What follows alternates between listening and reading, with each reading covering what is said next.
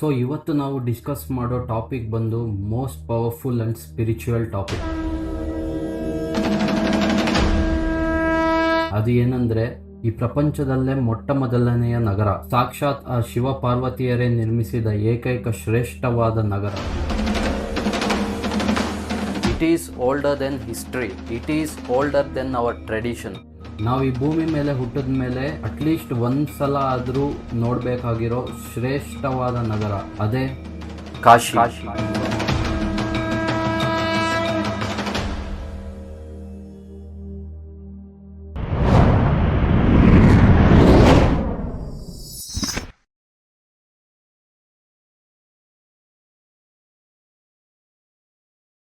So ನಾನು ಈ ಕಾಶಿ ಕ್ಷೇತ್ರದ ಮೇಲೆ ವಿಡಿಯೋ ಮಾಡಬೇಕು ಅಂತ ತುಂಬ ಸತಿ ಅಂದ್ಕೊಂಡೆ, ಮಾಡಬೇಕು ಅಂತ ತುಂಬ ಸತಿ ಅನ್ಕೊತಾ ಇದ್ದೆ. ಬಟ್ ಕಾಶಿ ಮೇಲೆ ವಿಡಿಯೋ ಮಾಡೋಷ್ಟು ಎಕ್ಸ್ಪೀರಿಯನ್ಸ್ ನಂಗಿಲ್ಲ ಅಂತ ಅಂದ್ಕೊಂಡು ಒಂದ್ಸತಿ ಕಾಶಿಗೆ ವಿಸಿಟ್ ಮಾಡಿದ್ಮೇಲೆ ಮತ್ತೆ ಬಂದು ನನ್ನ ಎಕ್ಸ್ಪೀರಿಯನ್ಸ್ನ ಮೂಲಕ ಕಾಶಿ ಬಗ್ಗೆ ವಿಡಿಯೋ ಮಾಡೋಣ ಅಂತ ಅನ್ಕೊತಾ ಇದ್ದೆ. ಬಟ್ ಸಡನ್ ಆಗಿ ಕಾಶಿ ಮೇಲೆ ಸಣ್ಣ ವಿಡಿಯೋ ಮಾಡೋ ಅವಶ್ಯಕತೆ ಬಂತು. ಅದು ಯಾಕೆ ಅಂತ ಫುಲ್ ವಿಡಿಯೋ ನೋಡಿ. ಲಾಸ್ಟಲ್ಲಿ ನಿಮಗೆ ಒಂದು ಇಂಪಾರ್ಟೆಂಟ್ ವಿಷಯ ಹೇಳ್ತೀನಿ, ಸ್ಕಿಪ್ ಮಾಡ್ದಿರಾ ವಿಡಿಯೋ ನೋಡಿ. ಇಂಪಾರ್ಟೆಂಟ್ ವಿಷಯನೂ ಇದೆ, ಅದನ್ನ ನಾನು ಅನೌನ್ಸ್ ಮಾಡ್ತೀನಿ. ಸೊ ಕಾಶಿಯನ್ನ ವಾರಣಾಸಿ, ಬನಾರಸ್ ಅಂತಾನು ಕರೀತಾರೆ, ಬಟ್ ಪೂರ್ವ ಕಾಲದಿಂದ ಕಾಶಿ ಅಂತಾನೆ ಪ್ರಸಿದ್ಧ. ನಾನು ರೀಸೆಂಟ್ ಆಗಿ ರಾಜೇಶ್ ರಿವಿಲ್ಸ್ ಅಂತ ಒಂದು ಪಾಡ್ಕಾಸ್ಟ್ ನೋಡಿದೆ ಕಾಶಿ ಬಗ್ಗೆ, ನಮ್ ಕನ್ನಡದವರೇ. ಡಾಕ್ಟರ್ ಪೂರ್ವಿ ಜಯರಾಜ್ ಅಂತ, she's a PhD holder in alternative medicine and drugless medicine ಅಲ್ಲಿ ಅವರು PhD ಮಾಡಿದ್ದಾರೆ. She's a doctor. ಅವರು ಕಾಶಿಯ ವಿಶೇಷತೆ ಬಗ್ಗೆ ತುಂಬಾ ಚೆನ್ನಾಗಿ ಹೇಳ್ತಾರೆ. ಅವ್ರು ಹೇಳಿರೋದ್ರಲ್ಲಿ ನಂಗೆ ತುಂಬಾ ವಿಶೇಷ ಅನ್ಸಿದ್ದೇನೆಂದ್ರೆ, ಕಾಶಿಯಲ್ಲಿ ಪೂರ್ವ ಕಾಲದಲ್ಲಿ ಬಿಫೋರ್ 72,000 ದೇವಸ್ಥಾನಗಳಿದ್ವಂತೆ. 72,000 ಟೆಂಪಲ್ಸ್ ಇದ್ವಂತೆ ಕಾಶಿಯಲ್ಲಿ. ಅವು ಕಾಲಕ್ರಮೇಣ ಕಡಿಮೆ ಆಗ್ತಾ ಬಂದು ಈಗ ಒಂದು 450 ಟೆಂಪಲ್ಸ್ ಕಾಶಿಯಲ್ಲಿದೆ. ಸೊ ಇದ್ರ ಪ್ರಕಾರ ನಮ್ಗೆ ಅರ್ಥ ಆಗೋದೇನಂದ್ರೆ, ನಾವು ಕಾಶಿಯಲ್ಲಿ ನಾವು ಹಾಕೋ ಪ್ರತಿ ಹೆಜ್ಜೆಯಲ್ಲೂ ಲಿಂಗ ಇರುತ್ತೆ, ಶಿವ ಇರ್ತಾನೆ. ಹೆಜ್ಜೆ ಹೆಜ್ಜೆಗೂ ಒಂದೊಂದು ಟೆಂಪಲ್ ಇರುತ್ತೆ ಅಂತ ಅರ್ಥ ಮಾಡ್ಕೋಬಹುದು. ಎಲ್ಲ ದೇವತೆಗಳು ಬಂದು ಕಾಶಿಯಲ್ಲಿ ಇದ್ರಂತೆ. ಸೊ ಸಾಕ್ಷಾತ್ ಶಿವ ಪಾರ್ವತಿಯರು ನಿರ್ಮಿಸಿದ ನಗರ ಕಾಶಿ. ಭೂಮಿ ಮೇಲೆ ಮೊಟ್ಟ ಮೊದಲನೆಯ ನಗರ ಬಂದು ಕಾಶಿ ಅಂತ ಹೇಳ್ತಾರೆ. ಕಾಶಿಯಲ್ಲಿ ಇನ್ನೊಂದು ಮಿತ್ತಿದೆ, ವಯಸ್ಸಾದವರೇ ಕಾಶಿಗೆ ಹೋಗ್ಬೇಕು ಅಂತ ಒಂದು ಮಿತ್ತಿದೆ. ಬಟ್ ಅದು ರಾಂಗ್. ಕಾಶಿಗೆ ಎಲ್ಲ ಏಜ್ ಅವರು ಹೋಗ್ಬೇಕು, ಮಸ್ಟ್ ಹೋಗ್ಬೇಕು. ಅಲ್ಲೋಗಿ ಎಕ್ಸ್ಪೀರಿಯನ್ಸ್ ಮಾಡಬೇಕು. ನಾವು ಸುಮ್ಮನೆ ಹೋಗಿ ದೇವ್ರ ದರ್ಶನ ಮಾಡ್ಕೊಂಡು ಬರೋದಲ್ಲ, ಅಲ್ಲಿ ಇದ್ದು ಅಲ್ಲಿರೋ ಸರೌಂಡಿಂಗ್ಸ್ ಎಲ್ಲ ಎಕ್ಸ್ಪ್ಲೋರ್ ಮಾಡಿ. ತುಂಬಾ ಜನ ಹೇಳ್ತಾರೆ, ಕಾಶಿಗೆ ಹೋದ್ರೆ ನಮ್ಮ ಲೈಫ್ ಅಲ್ಲಿ ನಮ್ಗೆ ಒಂದು ಡಿಫ್ರೆಂಟ್ ಪರ್ಸ್ಪೆಕ್ಟಿವ್ ಬರುತ್ತೆ, will be different person after visiting Kashi ಅಂತ ತುಂಬಾ ಜನ ಹೇಳ್ತಾರೆ. ಸೊ ಡಾಕ್ಟರ್ ಪೂರ್ವಿ ಜಯರಾಜ್ ಅವರು ಹೇಳ್ತಾರೆ, ಕಾಶಿಯಲ್ಲಿ ತುಂಬಾ ಪ್ರಸಿದ್ಧವಾದ ದೇವಸ್ಥಾನಗಳಿವೆ. ಮೈನ್ ಟೆಂಪಲ್ ಅಲ್ದಿರ ತುಂಬಾ ಪ್ರಸಿದ್ಧವಾದ ಟೆಂಪಲ್ಗಳು ಕಾಶಿಯಲ್ಲಿವೆ ಅಂತ ಹೇಳ್ತಾರೆ. ಅವ್ರು ಮೆನ್ಷನ್ ಮಾಡಿರೋ ಸ್ವಲ್ಪ ಟೆಂಪಲ್ಗಳು ಯಾವಂದ್ರೆ, ಸಿದ್ದೇಶ್ವರಿ ದೇವಿ ಟೆಂಪಲ್ ಅಂತ ಒಂದಿದೆ. ಅಲ್ಲಿ ಒಂದು ಡೆತ್ ವೆಲ್, ಒಂದು ವೆಲ್ ಇದೆ. ಅಲ್ಲಿ ಚಂದ್ರ ದೇವರಿಗೆ ಅಭಿಷೇಕ ಮಾಡಿರೋ ಜಾಗ ಅಂತ ಹೇಳ್ತಾರೆ. ಸಾಕ್ಷಾತ್ ಆ ಚಂದ್ರನೇ ಆ ಬಾವಿನ ಅಗದು ನಿರ್ಮಾಣ ಮಾಡಿರೋ ವೆಲ್ ಅದು. ಆ ವೆಲ್ಲಿಂದ ನೀರ್ ತಗೊಂಡ್ ಬಂದು ಶಿವನ್ಗೆ ಆಗ್ತಾ ಇದ್ರಂತೆ. ಆ ವೆಲ್ಗೆ ಒಂದು ಪ್ರಾಮುಖ್ಯತೆ ಇದೆ. ಆ ವೆಲ್ ಬಗ್ಗೆ ಏನ್ ಹೇಳ್ತಾರಂದ್ರೆ, ಆ ಬಾವಿಯಲ್ಲಿ ನಾವು ನೋಡಿದ್ರೆ ನಮ್ಮ ಪ್ರತಿಬಿಂಬ ಕಾಣಿಸಿಲ್ಲ ಅಂದ್ರೆ 6 months ಒಳಗಡೆ ಯಾರ ಪ್ರತಿಬಿಂಬ ಕಾಣಿಸಿರಲ್ವೋ ಅವ್ರು ಸತ್ತೋಗ್ತಾರೆ ಅಂತ ಹೇಳ್ತಾರೆ. ಬಟ್ ಇದರಲ್ಲಿ ಭಯ ಪಡೋ ಅಷ್ಟೇನಿಲ್ಲ, ಅದಕ್ಕೆ ಬೇರೆ ಪ್ರೊಸೀಜರ್ಸ್ ಇರುತ್ತೆ ಅಂತ ಹೇಳ್ತಾರೆ. ಸೊ ಇದೊಂದು ಪ್ರಾಮುಖ್ಯತೆ ಇದೆ ಈ ಸಿದ್ದೇಶ್ವರಿ ದೇವಿ ಟೆಂಪಲ್ ಅಲ್ಲಿ. ಸೊ ಇನ್ನೊಂದು ಟೆಂಪಲ್ ಯಾವ್ದಂದ್ರೆ ಕೃಷ್ಣೇಶ್ವರ ಟೆಂಪಲ್. ಅಲ್ಲಿ ಶಿವನ್ನ ರಾಮ ಅಂತ ವರ್ಷಿಪ್ ಮಾಡ್ತಾರಂತೆ. ಎಷ್ಟು ಚೆನ್ನಾಗಿದೆ ನೋಡಿ. ಶಿವನ್ನ ರಾಮ ಅಂತ, ಶ್ರೀರಾಮ್ ಅಂತ ವರ್ಷಿಪ್ ಮಾಡ್ತಾರೆ. ಇರೋದು ಶಿವ, ಬಟ್ ಅಲ್ಲಿ ವರ್ಷಿಪ್ ಮಾಡೋದು ರಾಮ ಅಂತ, ಶಿವನ್ನ.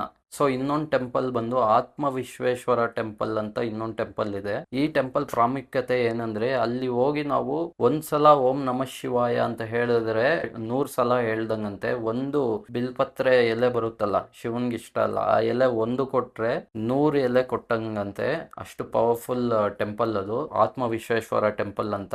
ಸೊ ಇಲ್ಲಿ ಇನ್ನೊಂದು ಪ್ರಾಮುಖ್ಯತೆ ಏನಂದ್ರೆ, ಸ್ವಾಮಿ ವಿವೇಕಾನಂದ ಅವರ ಪೇರೆಂಟ್ಸ್, ತಂದೆ ತಾಯಿ, ಆ ದೇವಸ್ಥಾನಕ್ಕೆ ಹೋಗಿ ದೇವ್ರನ್ನ ಬೇಡ್ಕೊಂಡ್ರೆ ಆ ದೇವ್ರು ಕೊಟ್ಟಿರೋ ಪ್ರಸಾದನೇ ಸ್ವಾಮಿ ವಿವೇಕಾನಂದ ಅವರು ಅಂತ ಹೇಳ್ತಾರೆ.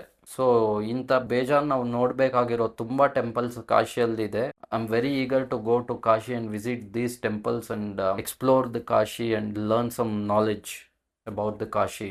ಸೊ ತುಂಬಾ ಜನ ಕಾಶಿಗೆ ಹೋಗಿ ಬಂದವರು ಹೇಳ್ತಾರೆ, ನಾನು ಅಲ್ಲಿ ಹೋಗಿ ಬಂದ್ಮೇಲೆ ನಂಗೆ ಗೊತ್ತಾಯ್ತು the real meaning of birth and death, ಹುಟ್ಟು ಸಾವಿನ ಅಸಲಿ ಮೀನಿಂಗ್ ಏನು ಅಂತ ನಾವು ಕಾಶಿಗೆ ಹೋದ್ಮೇಲೆ ತಿಳ್ಕೊಂತೀವಿ ಅಂತ ತುಂಬಾ ಜನ ಅಲ್ಲಿ ಹೋಗಿ ಅಲ್ಲಿ ಜ್ಞಾನ ಪಡೆದಿರೋ ಅಂತ ವ್ಯಕ್ತಿಗಳು ಹೇಳ್ತಾರೆ. ನಾವಿಲ್ಲಿ ತುಂಬಾ ನೋಡ್ಬೋದು, ದೇವಸ್ಥಾನ ಅಲ್ಲೇ ಇರುತ್ತೆ, ದೇವಸ್ಥಾನ ಪಕ್ಕದಲ್ಲೇ ಸ್ಮಶಾನ ಇರುತ್ತೆ, ಆ ಸ್ಮಶಾನದಿಂದ ಬರೋ ಹೊಗೆ ದೇವಸ್ಥಾನಕ್ಕೆ ಹೋಗ್ತಾ ಇರುತ್ತೆ. ಇದರಿಂದ ನಾವು ಅರ್ಥ ಮಾಡ್ಕೋಬಹುದು ಶಿವ ಎಲ್ಲಾರ್ನು ಈಕ್ವಲ್ ಆಗೇ ನೋಡ್ತಾನೆ. ಕಾಶಿ ಬಗ್ಗೆ ಏನಂದ್ರೆ ನಾವು ನೋಡೋ ಪರ್ಸ್ಪೆಕ್ಟಿವ್ ಅಲ್ಲಿ ಇರುತ್ತೆ.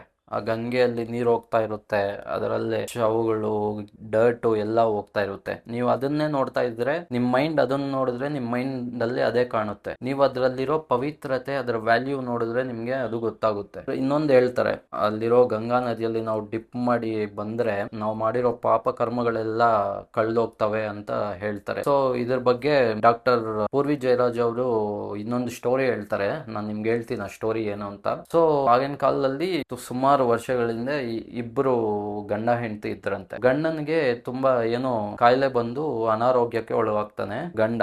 ಸೊ ಅವಾಗ ಏನ್ ಮಾಡಿದ್ರು ಕಡಿಮೆ ಆಗಲ್ವಂತೆ. ಅವಾಗ ಹೆಂಡತಿ ದೇವ್ರನ್ನ ಬೇಡ್ಕೊಂತಾಳೆ. ಅವಾಗ ದೇವ್ರ ಪ್ರತ್ಯಕ್ಷ ಆಗಿ ಅವಾಗ ಹೆಂಡತಿ ಕೇಳ್ತಾಳೆ, ನನ್ ಗಂಡನ್ಗೆ ಎಷ್ಟು ಟ್ರೀಟ್ಮೆಂಟ್ ಕೊಡ್ಸಿದ್ರು ವಾಸಿ ಆಗ್ತಿಲ್ಲ, ಸೊ ಏನಾದ್ರೂ ಪರಿಷ್ಕಾರ ಮಾಡ್ಕೊಡಿ ಅಂತ ಹೆಂಡತಿ ಕೇಳ್ತಾಳಂತೆ. ಅವಾಗ ದೇವ್ರು ಹೇಳ್ತಾನೆ, ಸರಿ ಪರಿಷ್ಕಾರ ಕೊಡ್ತೀನಿ. ಈ ಪ್ರಪಂಚದಲ್ಲಿ ಯಾರು ಏನ್ ತಪ್ಪು ಏನ್ ಸುಳ್ಳು ಹೇಳ್ದಿರ, ಏನ್ ತಪ್ಪು ಮಾಡ್ದಿರೋ ಯಾರು ಇರ್ತಾರೋ ಅವರು ಬಂದು ನಿನ್ ಗಂಡನ ಮೇಲೆ 3 ಚಂಬು ನೀರ್ ಹಾಕಿದ್ರೆ ನಿನ್ ಗಂಡನ ಆರೋಗ್ಯ ಸರಿ ಹೋಗುತ್ತೆ ಅಂತ ಹೇಳ್ತಾರೆ. ಸೊ ಅವಾಗ ಈ ಹೆಂಡತಿ ಗಂಡನ್ನ ಗಂಗಾ ನದಿ ಹತ್ರ ಕರ್ಕೊಂಡು ಹೋಗ್ತಾಳೆ. ಕರ್ಕೊಂಡು ಹೋದಾಗ ತುಂಬಾ ಜನ ಬರ್ತಾ ಇರ್ತಾರೆ, ಎಲ್ಲಾರ್ನು ಕೇಳ್ತಾಳೆ, ಹಿಂಗ ನನ್ನ ಗಂಡನ್ಗೆ ಹಿಂಗೆ ಮೈಯಲ್ಲಿ ಹುಷಾರಿಲ್ಲ, ಯಾರಾದ್ರೂ ಬಂದು ಒಂದ್ 3 ಚಂಬು ನೀರ್ ಹಾಕಿ ಅದು ವಾಸಿ ಆಗೋಗುತ್ತೆ ಅಂತ ಕೇಳಿದ್ರೆ ಎಲ್ಲರೂ ನಾನ್ ತಪ್ಪು ಮಾಡಿದೀನಿ, ನಾನು ಅಷ್ಟು ಸುಳ್ಳು ನಾನು ಹೇಳಿದೀನಿ ಅಂತ ಎಲ್ಲ ಹೇಳ್ತಾರೆ. ಯಾರೋ ಒಬ್ಬ ಹುಡುಗಿ ಬರ್ತಾಳಂತೆ. ಆ ಹುಡುಗಿ ಬಂದು ಆ ಹುಡುಗಿನ ಕೇಳಿದ್ರೆ ಹಿಂಗೆ 3 ಚಂಬು ನೀರ್ ಹಾಕ್ಬೇಕು ಅಂತ ಕೇಳಿದ್ರೆ ಹೌದಾ ಸರಿ ಅಂತ ಆ ಹುಡುಗಿ ಅವಾಗ ತಾನೇ ಗಂಗಾ ನದಿಯಲ್ಲಿ ಡಿಪ್ ಮಾಡಿ ಬರ್ತಾಳಂತೆ. ಬಂದು ಕೇಳಿದಾಗ ಸರಿ ಅಂತ ಹೋಗಿ ನೀರ್ ತಗೊಂಡ್ ಬಂದು 3 ಚಂಬು ಗಂಡನ ಮೇಲೆ ಹಾಕ್ತಾಳಂತೆ. ಅವನ ಆರೋಗ್ಯ ಫುಲ್ ಸರಿ ಹೋಗುತ್ತಂತೆ. ಅವಾಗ ಅಲ್ಲಿರೋ ಜನ ಎಲ್ಲ ಆಶ್ಚರ್ಯ ಆಗಿ ಕೇಳ್ತಾರಂತೆ, ನೀನು ಇದುವರೆಗೂ ಒಂದು ತಪ್ಪು ಒಂದು ಸುಳ್ಳು ಏನು ಹೇಳಲೇ ಇಲ್ವಾ ಅಂತ ಕೇಳಿದ್ರೆ ಅವಳು ಹೇಳ್ತಾಳಂತೆ, ನಂಗೆ ಗೊತ್ತಿಲ್ದಿರೋ ಏನೋ ಒಂದು ತಪ್ಪು ಮಾಡಿರ್ತೀನಿ, ಬಟ್ ನಾನು ಈ ಗಂಗಾ ನದಿಯಲ್ಲಿ ಮುಳುಗ್ ಬಂದಿದ್ದೀನಲ್ಲ, ನನ್ನ ತಪ್ಪುಗಳೆಲ್ಲ ಕಳ್ದೋಯ್ತು ಅಂತ ಹೇಳ್ತಾಳೆ. ಅವಾಗ ಜನ ಎಲ್ಲ ಹೌದಲ್ವಾ ಅಂತ ಅಲ್ಲಿರೋ ಜನ ಎಲ್ಲ ರಿಯಲೈಸ್ ಆಗ್ತಾರಂತೆ. ಸೊ ಇದು ಗಂಗಾ ನದಿಗಿರೋ ಪ್ರಾಮುಖ್ಯತೆ. ನಾವು ಗೊತ್ತಿಲ್ದಿರೋ ಏನಾದ್ರೂ ತಪ್ಪುಗಳು ಮಾಡಿದ್ರೆ ಅದನ್ನ ನಾವು ರಿಯಲೈಸ್ ಆಗಿ, ಓ ನಾನು ತಪ್ಪು ಮಾಡಿದೀನಿ, ಇಂಥ ಕೆಲಸ ನಾನು ನೆಕ್ಸ್ಟ್ ಮಾಡಲ್ಲ, ಇದರಿಂದ ಮುಕ್ತಿ ಬೇಕು ಅಂತ ನಾವು ಅನ್ಕೊಂಡು ಈ ಗಂಗಾ ನದಿಯಲ್ಲಿ ಸ್ನಾನ ಮಾಡಿ ಬಂದ್ರೆ ನಾವು ಮಾಡಿರೋ ತಪ್ಪುಗಳೆಲ್ಲ ಕಳ್ದೋಗುತ್ತೆ. ಅದು ಮತ್ತೆ ನಾವು ರಿಪೀಟ್ ಮಾಡಬಾರ್ದು. ನಮ್ಮ ಮನಸ್ಸಾಕ್ಷಿಗೆ ನಾವು ರಿಯಲೈಸ್ ಆಗಿ ತಪ್ಪುಗಳು ಮಾಡಬಾರ್ದು, ನಾನು ಮಾಡಿರೋ ತಪ್ಪು ಅಂತ ಕ್ಷಮೆ ಕೋರಿ ಆ ಗಂಗಾ ನದಿಯಲ್ಲಿ ಡಿಪ್ ಮಾಡಿ ಬಂದ್ರೆ ಆ ಮಾಡಿರೋ ತಪ್ಪುಗಳೆಲ್ಲ ಕಳ್ದೋಗುತ್ತೆ. ಬಟ್ ಇದನ್ನ ನಾವು ಎಕ್ಸ್ಕ್ಯೂಸ್ ಆಗಿ ತಗೊಂಡು ಎಲ್ಲ ತಪ್ಪುಗಳೆಲ್ಲ ಮಾಡಿ ಹೋಗಿ ಗಂಗಾ ನದಿಯಲ್ಲಿ ಮುಳುಗ್ ಬಂದ್ರೆ ನನ್ನ ತಪ್ಪುಗಳೆಲ್ಲ ಕಳ್ದೋಗುತ್ತೆ ಅಂತ ಹೇಳಕ್ ಆಗಲ್ಲ. ವಿತೌಟ್ ನೋಯಿಂಗ್ ನಾವು ಏನೋ ಒಂದು ತಪ್ಪು ಮಾಡಿರ್ತೀವಿ, ಅದು ರಿಯಲೈಸ್ ಆಗ್ತೀವಲ್ಲ, ಅದು ದೊಡ್ಡ ಗುಣ. ಅದರಿಂದ ಮುಕ್ತಿ ಬೇಕಂದ್ರೆ ನಮಗೆ ಗಂಗಾ ನದಿಯಲ್ಲಿ ಡಿಪ್ ಮಾಡಿ ಬಂದ್ರೆ ನಮ್ಗೆ ಒಳ್ಳೇದಾಗುತ್ತೆ. ನೀನು ಪ್ರತಿ ಸಲ ಹೋಗಿ ತಪ್ಪುಗಳೆಲ್ಲ ಮಾಡ್ಕೊಂಡು ಹೋಗಿ ನೀರಲ್ಲಿ ಮುಳುಗಿ ಮತ್ತೆ ಬಂದು ಮತ್ತೆ ಹೋಗಿ ತಪ್ಪುಗಳು ಮಾಡಿದ್ರೆ ಅಂತವೆಲ್ಲ ವರ್ಕೌಟ್ ಆಗಲ್ಲ, ಅಂತವ್ ದೇವರು ಶಿವ ಕ್ಷಮಿಸಲ್ಲ.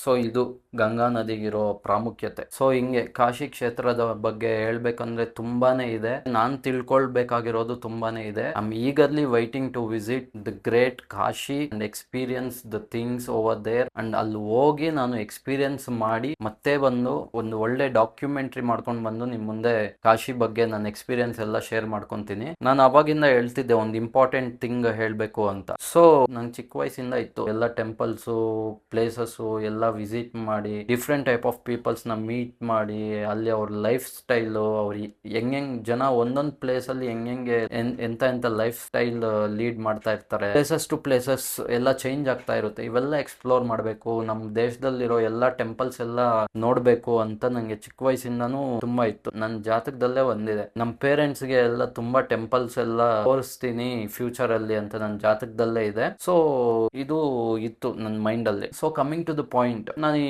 ಪಾಡ್ಕಾಸ್ಟ್ ಯೂಟ್ಯೂಬ್ ವಿಡಿಯೋಸ್ ಎಲ್ಲ ಮಾಡ್ತಾ ಇದ್ದೀನಿ. ಜಾಬ್ ಕ್ವಿಟ್ ಮಾಡಿದೆ, ಕಂಪ್ಲೀಟ್ ಯೂಟ್ಯೂಬ್ ಮೇಲೆ ಫೋಕಸ್ ಮಾಡೋಣ ಅಂತ ಯೂಟ್ಯೂಬ್ ಬಂದೆ. ವಿಡಿಯೋಸ್ ಮಾಡ್ತಾ ಇದ್ದೀನಿ. ಇದ್ರ ಜೊತೆಗೆ ಏನಾದ್ರು ಒಂದು ಮಾಡ್ಬೇಕು ಅಂತ ಅನ್ಕೊಂತಾ ಇದ್ದೆ. ಏನೇನೋ ಥಿಂಕ್ ಮಾಡಿದೆ, ಇದು ಮಾಡೋಣ ಅದು ಮಾಡೋಣ, ಡಿಫ್ರೆಂಟ್ ಐಡಿಯಾಸ್ ಎಲ್ಲ ಥಿಂಕ್ ಮಾಡ್ತಾ ಇದ್ದೆ. ಇದ್ರ ಜೊತೆಗೆ ಏನ್ ಮಾಡ್ಬೇಕು ಅಂತ ಪಕ್ಕಾ ಕ್ಲಾರಿಟಿ ಇರ್ಲಿಲ್ಲ. ಅವಾಗ ಒಂದ್ಸಲ ನಮ್ ಭಾವ ಒಂದು ಐಡಿಯಾ ಕೊಟ್ರು. I can't we start a tour agency ಅಂತ ನಮ್ ಭಾವ ಒಂದು ಐಡಿಯಾ ಕೊಟ್ರು. ಫಸ್ಟ್ ಒಂದ್ಸಲ ಹೇಳಿದ್ರು, ಅವಾಗ ನಾನು ಅಷ್ಟೇನು ಬ್ರೈನ್ ಹಾಕೊಂಡಿಲ್ಲ. ಮತ್ತೆ ಥಿಂಕ್ ಮಾಡಿದೆ, ಹೌದಲ್ವಾ, ನನ್ನ ಮೈಂಡ್ ಅಲ್ಲೂ ಇದೆ ಅಲ್ಲ ಇರೋದು, ನಾನ್ ಕ್ಯಾಚ್ ಮಾಡಕ್ ಆಗಿಲ್ಲ. ನಮ್ ಭಾವ ಹೇಳಿದ್ರು. So yes, we want to start a tour agency, travel agency ಅಂತ ಡಿಸೈಡ್ ಆದ್ವಿ. ಯೂಟ್ಯೂಬ್ ಜೊತೆಗೆ I am very happy to announce we are starting a tour agency called Duti tour agency.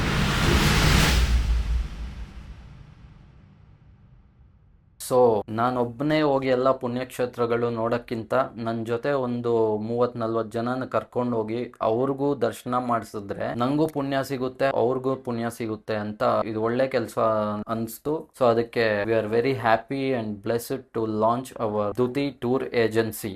ನಾವು ಈ ದುತಿ ಟೂರ್ ಏಜೆನ್ಸಿಯಲ್ಲಿ ಫಸ್ಟ್ ಎಲ್ಲಿಗೆ ಟೂರ್ ಹಾಕೋಣ ಅಂತ think ಮಾಡ್ತಾ ಇದ್ರೆ ಐಡಿಯಾ ಬಂತು. ಪ್ರಪಂಚದಲ್ಲೇ ಮೊಟ್ಟ ಮೊದಲ ನಗರವಾದ ಕಾಶಿಗಲ್ದಿರ ಇನ್ನೆಲ್ಲಿ ಹೋಗ್ತೀವಿ, ಕಾಶಿಗೆ ಹೋಗೋಣ ಅಂತ ಡಿಸೈಡ್ ಆಗಿ, ಬರೀ ಕಾಶಿ ಅಲ್ಲ, ನಾವು ರಾಮನ ಜನ್ಮಸ್ಥಳವಾದ ಅಯೋಧ್ಯ ಮತ್ತೆ ಪ್ರಯಾಗ್ರಾಜ್ ಆಮೇಲೆ ಕಾಶಿ 3 ಪ್ಲೇಸಸ್ ಅನ್ನು ಚೂಸ್ ಮಾಡ್ಕೊಂಡಿದೀವಿ. ಈ 3 ಕವರ್ ಮಾಡಿಸಿ ಕರ್ಕೊಂಡ್ ಬರ್ತೀವಿ. ಇದು ಪ್ರೊಸೀಜರ್ ಏನಂದ್ರೆ, ನಾವು ಫಸ್ಟ್ ಬ್ಯಾಂಗ್ಳೂರಿಂದ ಫ್ಲೈಟ್ ಅಲ್ಲಿ ಹೋಗ್ತೀವಿ. ಬ್ಯಾಂಗ್ಳೂರಿಂದ ಫ್ಲೈಟ್ ಅಲ್ಲಿ ಹೋಗಿ ಅಯೋಧ್ಯ ಅಲ್ಲಿ ಇಳಿತೀವಿ. ಅಯೋಧ್ಯ ಅಲ್ಲಿ ಇಳಿದು ಅಯೋಧ್ಯೆ ಎಲ್ಲ ನೋಡ್ಕೊಂಡು ಅಲ್ಲಿಂದ ನಮ್ದೇ ಬಸ್ ಮಾತಾಡ್ಕೊಂಡಿರ್ತೀವಿ. ಆ ಬಸ್ ಅಲ್ಲಿ ನೆಕ್ಸ್ಟ್ ಪ್ರಯಾಗ್ರಾಜ್ ಹೋಗ್ತೀವಿ. ಪ್ರಯಾಗ್ರಾಜ್ ನೋಡ್ಕೊಂಡು ಆ ಪುಣ್ಯಕ್ಷೇತ್ರನು ನೋಡ್ಕೊಂಡು ಅಲ್ಲಿಂದ ನೆಕ್ಸ್ಟ್ ನಾವು ಹೋಗೋದು ಕಾಶಿಗೆ ಹೋಗಿ 2 ಡೇಸ್ ಕಾಶಿಯಲ್ಲಿ. 1 ಡೇ ಸರಿ ಹೋಗಲ್ಲ, ಕಾಶಿಯಲ್ಲಿ 2 ಡೇಸ್ ಬೇಕು. ಕಾಶಿಯಲ್ಲಿ 2 ಡೇಸ್ ಇರ್ತೀವಿ. ಈ ಟೂರ್ ಡ್ಯೂರೇಷನ್ ಬಂದು 3 ನೈಟ್ಸ್ 4 ಡೇಸ್ ಇರುತ್ತೆ. ಮತ್ತೆ ಕಾಶಿಗೆ ಹೋಗ್ತೀವಲ್ಲ, ಕಾಶಿಯಿಂದ next return flight to Bangalore. This is the plan. ಇದರ ಪ್ಯಾಕೇಜ್ ಎಷ್ಟು, ಪರ್ ಪರ್ಸನ್ ಎಷ್ಟು ಅಂತ ನಾನು ಇನ್ಫಾರ್ಮೇಶನ್ ಮತ್ತೆ ಕೊಡ್ತೀನಿ. ಎಲ್ಲ ಎಸ್ಟಿಮೇಷನ್ ಮಾಡಿ ಆದಷ್ಟು ಕಡಿಮೆಯಲ್ಲೇ ಕರ್ಕೊಂಡು ಹೋಗಕ್ಕೆ ಟ್ರೈ ಮಾಡ್ತೀವಿ. ಎಲ್ಲ ಆರ್ಗನೈಸೇಷನ್ ಎಲ್ಲ ನಮ್ದೇ ಇರುತ್ತೆ. ಫುಡ್, ಸ್ಟೇಯಿಂಗು, ಕರ್ಕೊಂಡು ಹೋಗೋ ಜವಾಬ್ದಾರಿ, ಕರ್ಕೊಂಡು ಬರೋ ಜವಾಬ್ದಾರಿ ಎಲ್ಲ ನಮ್ದೇ. ಒಳ್ಳೆ ಕೇರ್ ಅಂಡ್ ಎಕ್ಸ್ಪೀರಿಯನ್ಸ್ ಕೊಡ್ಬೇಕು ಅಂತ ಡಿಸೈಡ್ ಆಗಿದೀವಿ. So Duti tour agency will be coming soon. ಅದರ ಡೀಟೇಲ್ಸ್ ನಾನು ಹೇಳ್ತೀನಿ. So this is today's video about the great Kashi. And ಈ ಕಾಶಿ ಬಗ್ಗೆ ಮತ್ತೆ ಒಳ್ಳೆ ಡಾಕ್ಯುಮೆಂಟ್ ಮೂಲಕ ನಿಮ್ ಮುಂದೆ ಮತ್ತೆ ಬರ್ತೀನಿ. So signing off, Prakki factory Kannada YouTube channel. Thank you so much.